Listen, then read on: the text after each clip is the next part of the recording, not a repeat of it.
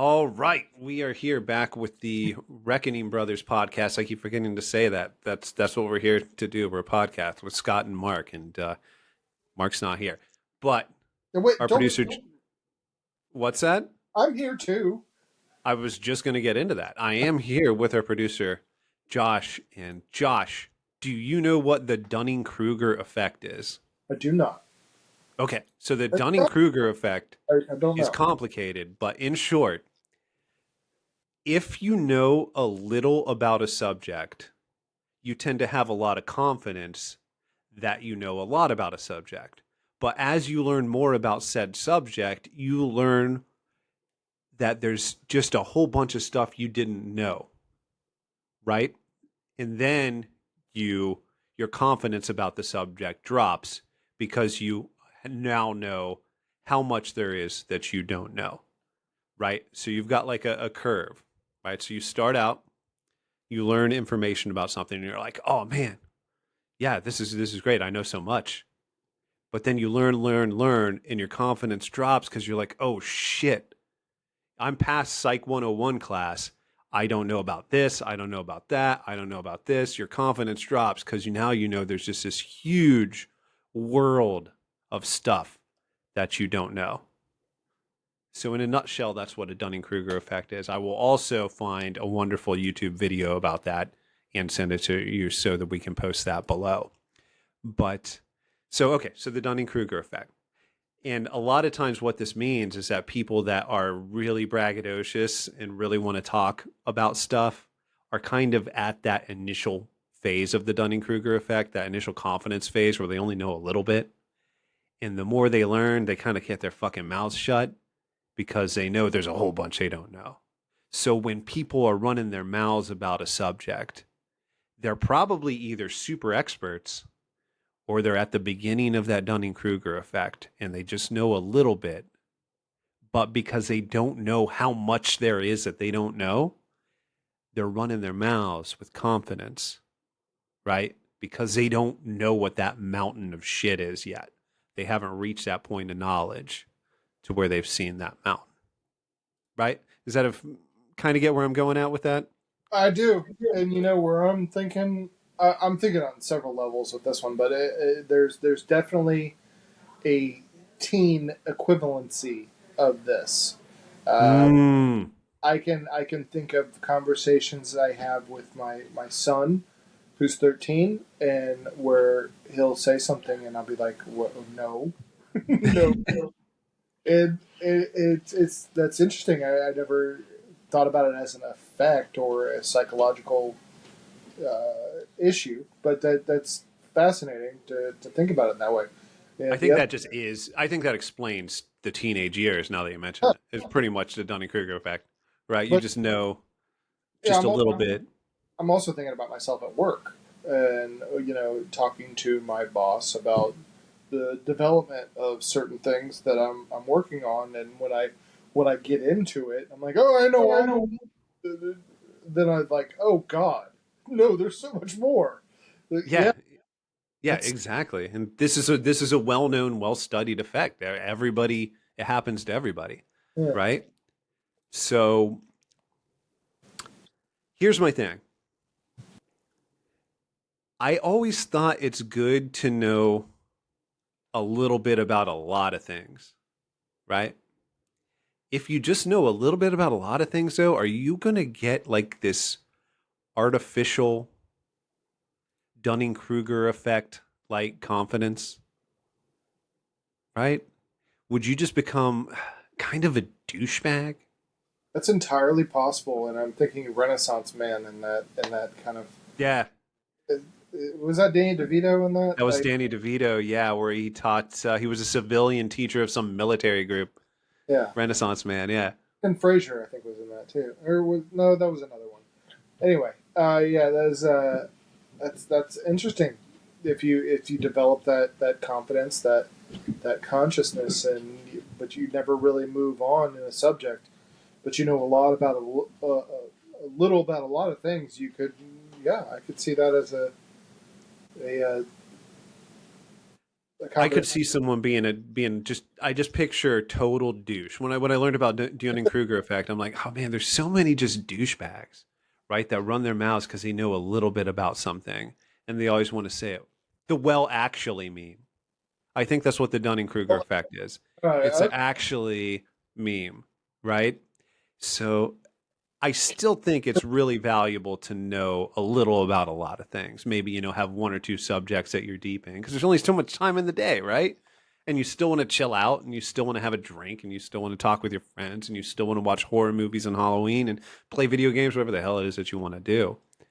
yeah, But going back to the douchebaggery, I'm thinking about people that do the NFL. What the hell is that thing called? Where they? fantasy football. Good lord, I don't know why I couldn't think of that. But yes, edit that part out. Um, No, the there's no editing here. there's no editing. Shit. So they know a little bit about each team, right? And Hmm. they're super confident in their picks because they know this running back has got this kind of stats and this running back, but they don't know beyond that, and that's interesting to have a confidence level with that equated to it. So I don't know. It's just got me thinking. But if you know those diehard fans of those one teams Right, where they really know every little detail about that one team, right. I yeah, know a lot it about makes a that. better broadcaster too, right? Think of is it Howard Cosell who was like the I'm trying to think, or maybe like the guy from Mr. Belvedere that was the Chicago Cubs announcer.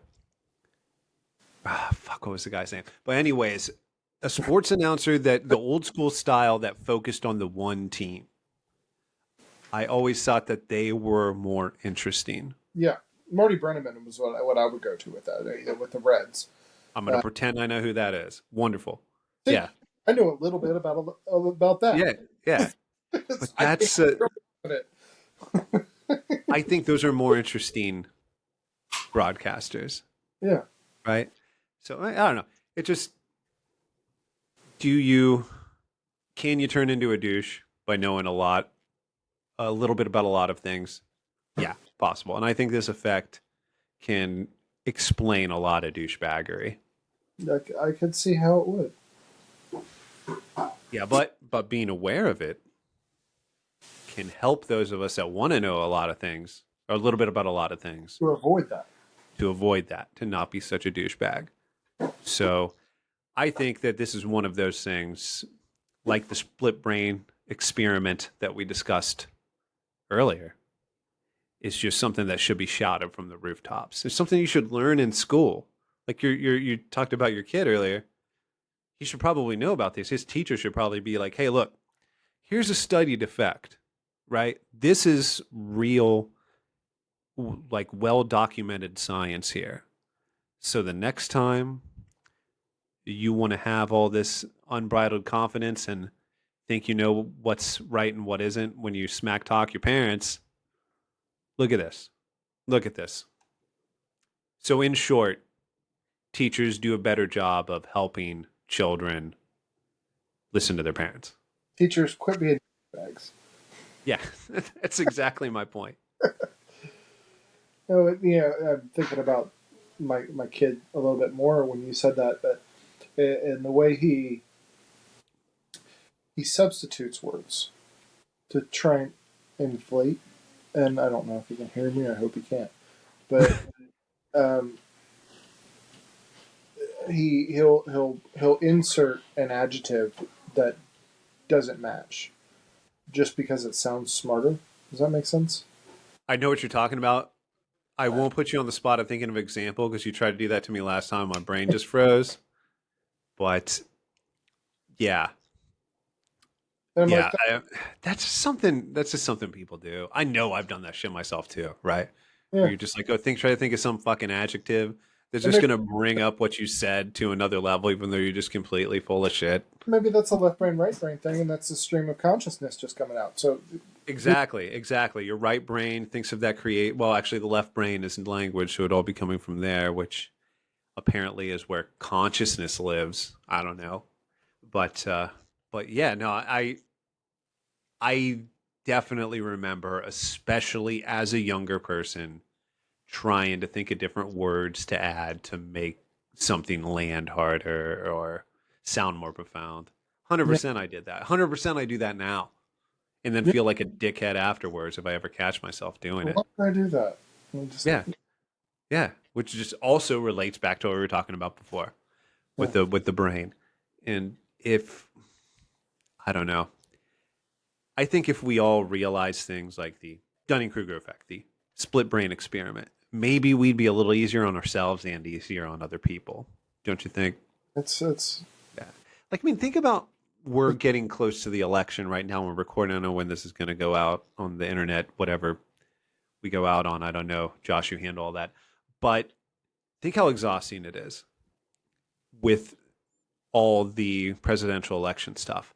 I don't have any room in my soul for any like hatred of any political party anymore. Right? Like I get it. I get all the arguments. I get all the arguments. I can't hate Kamala Harris or Donald Trump because I don't have the room anymore, man. I don't have the space in the feeling sections of my brain. you're I the just can't do it. independent. What's that? I'm sorry? You're the epitome of an independent. I guess, but it's more like exhaustion. It's more like I've heard I've seen all the memes and I'll still laugh at them and I might still agree with a lot of them from either side, really, to be honest, because I am an independent. But I can't hate anymore. I can't get mad anymore. It doesn't go to that point, and I think it's because of exhaustion. No, I get political exhaustion is a real thing, and I've got to that point. And I know we're trying to do some evergreen stuff, but I go back to January 6th and that event that occurred, and that kind of put me on the edge. Like I'm done caring. This is I thought that he did a good job. I don't like the way he handled his exit, Hmm. and that that led me into some political exhaustion. I'll say it again, or ambivalence. Like I didn't care. Yeah. It got to the point, where upcoming election, Mark is trying to convince me the whole time, and he says, "You gotta vote for Cheeto. You gotta vote for Cheeto." So, but it's like I don't know. I get what you're saying. That's totally relevant, but it's like Well, one of these days, Mark will hop back on his own podcast, and we'll be able to talk to him about this. I really want to hear what his arguments are. I would like to hear him describe some political exhaustion of his own because I Yeah. honestly I don't think he has it. I don't think he has that capacity. It's It's politics is in the man's soul. he's It's in the incredible. man's soul. It's part of him. I will never have the knowledge or the depth that he has because he breathes that shit. Yeah. I don't think exhaustion. I couldn't happen to him. So I mean, yeah, it got to the point where I was considering voting in a different party, and I've never have done that ever in my entire life, Mm. and which is a little scary, but it's also, you know, I got to the point where I wasn't sure I cared.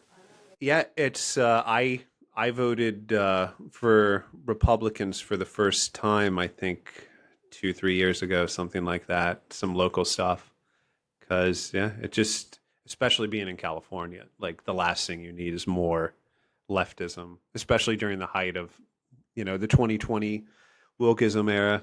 Yeah, that's the last thing that we needed. But it's a weird feeling. It's a weird feeling because your identity is kind of it's stupid that your identity has anything to do with a political party. Because the political party doesn't matter what it is, it doesn't give a fuck about you. They do not give a fuck about you. End of story. If you think that, I'm sorry, you're just wrong. You're objectively incorrect. That's But it exactly is still weird. It's still weird. And I felt the same way you did, I'm sure, just voting, Republican for the first time. It's not like I did that across the board. I'm still independent. But, when I read stuff about someone online and it was just more impressive because they were on the other side of the aisle, sorry, bitch. I'm voting for the one that's more impressive. Yeah, and I got to the point where I'm discussing this with my wife, and I'm saying I wish there was more than one party to vote for. I Yeah. I, I liked Vivek Ramaswamy. I really liked him. I Mm. thought a great job presenting his arguments, and but he got kicked out of the primary. And I liked Ron DeSantis, and he got kicked out of the primary. Yeah. So if we were Europe, there'd be 37 different parties. And I might Yeah. be exaggerating about the actual number there, but it is something that they do. They have more than two parties that determine the outcome of the entire country, and it bothers me that we're not allowed to do that here. You get an independent coming in here. The last big one was Ross Perot. That Yeah. actually, With his charts. I love that, man. yeah, and RFK. I was seriously considering RFK, but they get forced out. It's a money thing. Yeah. So yeah, It's a money thing. It's the way the system's set up. yeah. And it is what it is. I'm one of the 5 registered libertarians in the state of California, so I actually registered that. I'm like, fuck it. I don't hate Chase Oliver. Probably fucking just put my little circle next to him. Was I go to the fortified box where we put our votes in now. Right. I know maybe it's honorable to wait in line, but I got to work. I don't fucking feel like doing it. So sorry. I'm putting in the fucking box. Sue me. Yeah, But I've seen the box. I'll send you pictures. No one's getting in that box. It's pretty damn secure. You know, that's something I want to talk to Mark about. But yeah, cheers to you, Josh, and we'll get Mark in here next time because we need to pick his brain and put him in the hot seat. for sure. Any links we're gonna put on this one at the bottom? I will put links to the Dunning-Kruger video. So Yep. I will find that video of the guy with the hair that does a really good breakdown. I don't remember his name, The but he's guy. got good hair. Yeah, Okay. I'll find it. I'll find it. Yeah. All right. All right, man. Good night. Night. See ya.